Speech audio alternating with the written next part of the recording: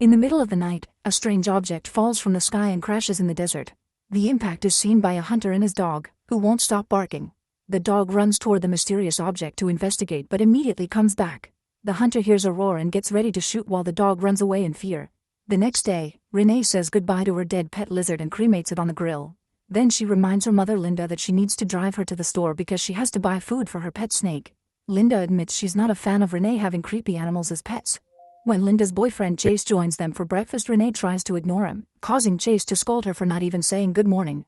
On her way out, Renee furiously scratches Chase's van in revenge. At school, Renee is a loner and other kids make fun of her. During lunch, Renee sits at the same table as Gil, who is also an outcast. Dill tries to make some conversation but Renee only wants to eat. After class, Linda is late picking Renee up.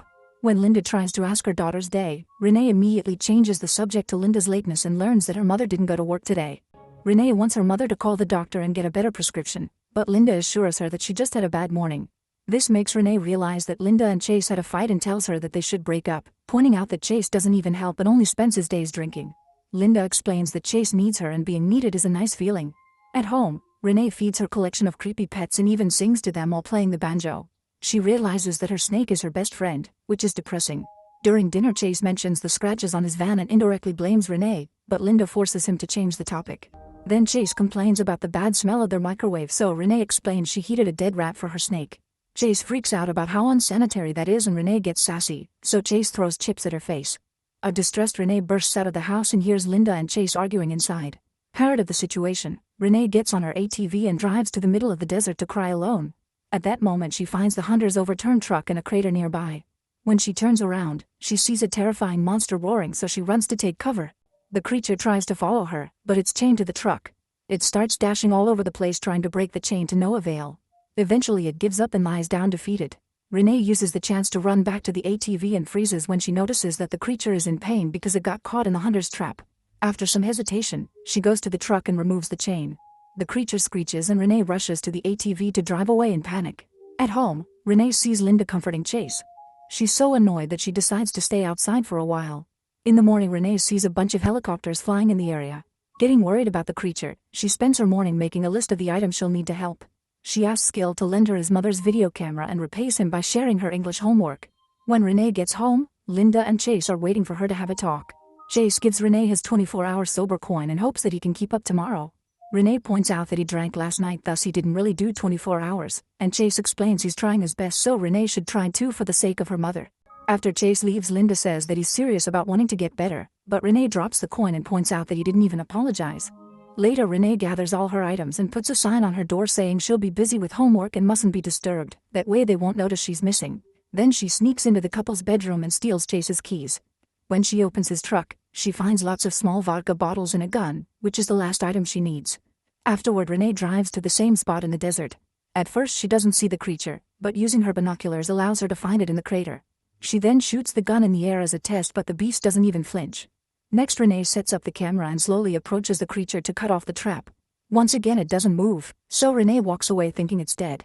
Suddenly the creature tackles Renee to the ground and drools all over her head. After sniffing her, it steps away and Renee finally can look at it properly to confirm it's an alien. She tries talking to it and offers an apple, but the beast throws it away.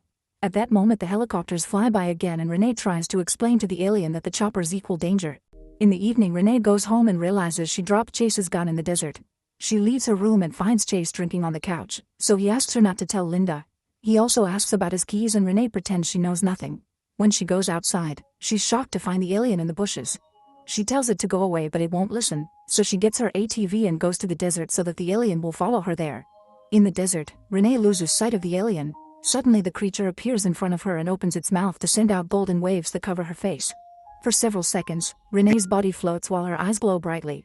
By the time she snaps out of it, it's already morning and the alien is sleeping.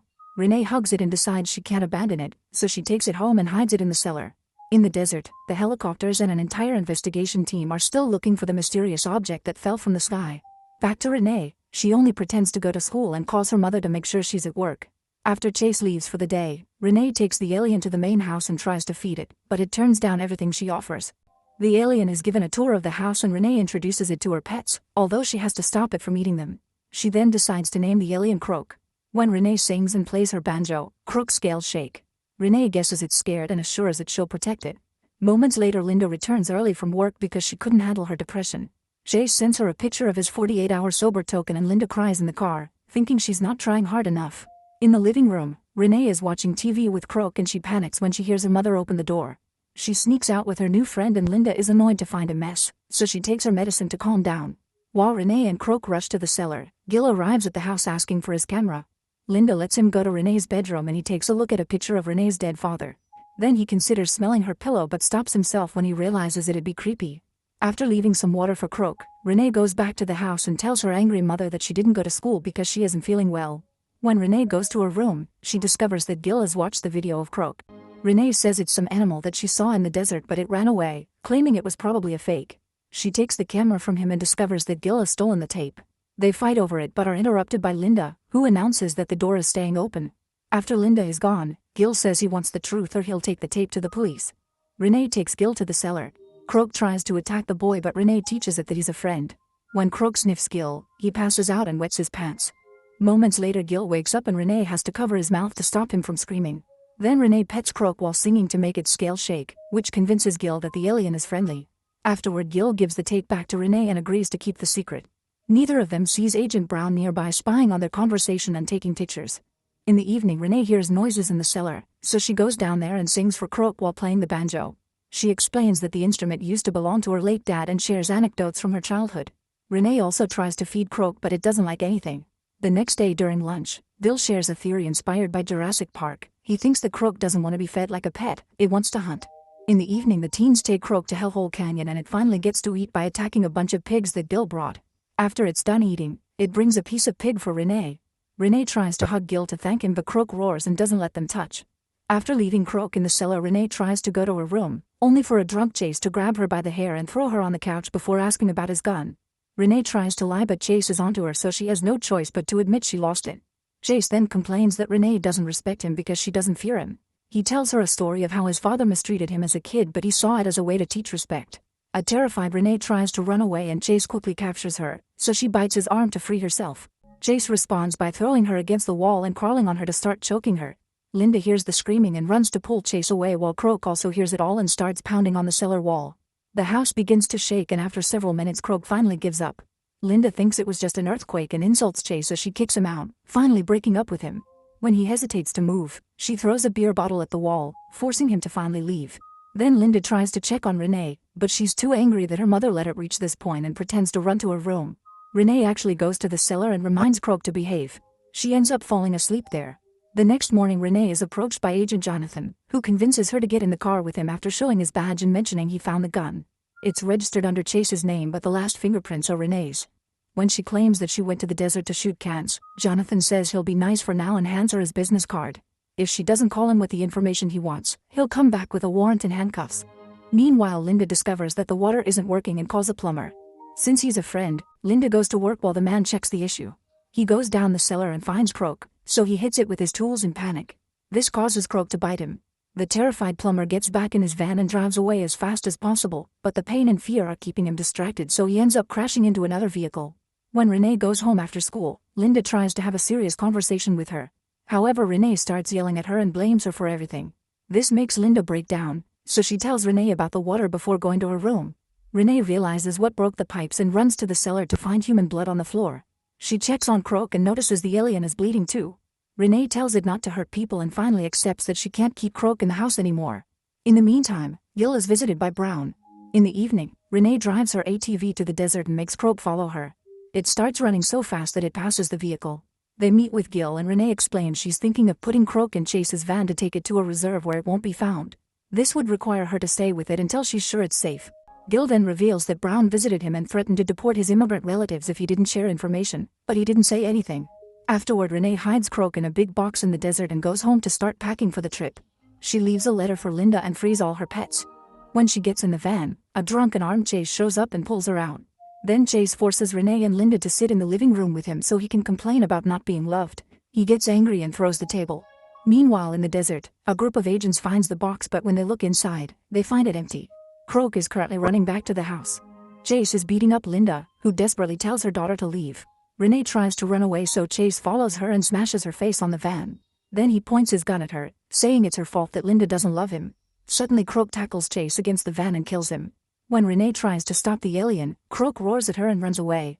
At that moment Gil arrives and throws up when he sees Chase's body. He thinks Croak is beyond helping now and reveals he's talked to the agents.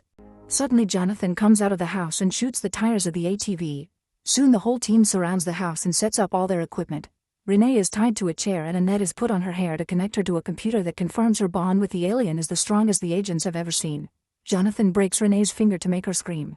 Croak hears her and immediately runs back to the house, only to walk right into a trap that continuously shocks it until it passes out. Renee yells as she begs for mercy, but Jonathan puts her to sleep. Sometime later Croak is being taken to a government facility on a special platform that keeps it docile. Renee is being kept on a chair in an empty room, and when Jonathan wakes her up, she spits on his face.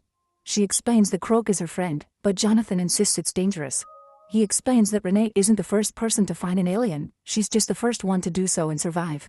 The government believes that Croak is a beast built by a life far more intelligent than humans and was sent to Earth to do reconnaissance, which means they could be invaded in the future.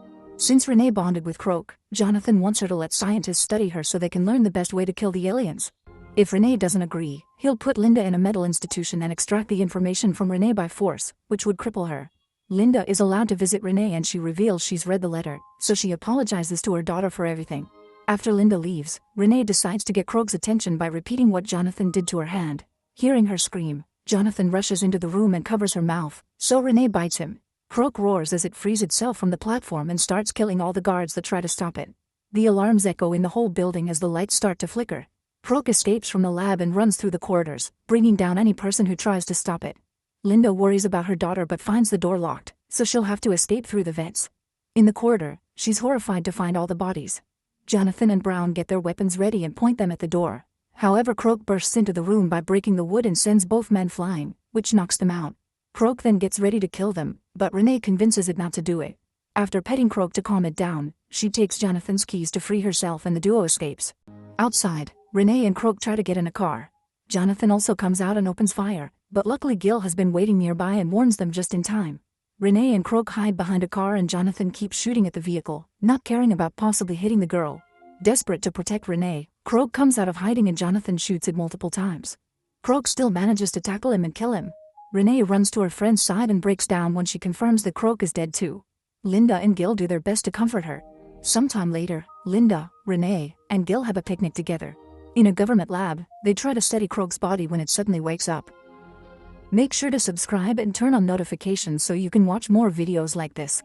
Thanks for watching.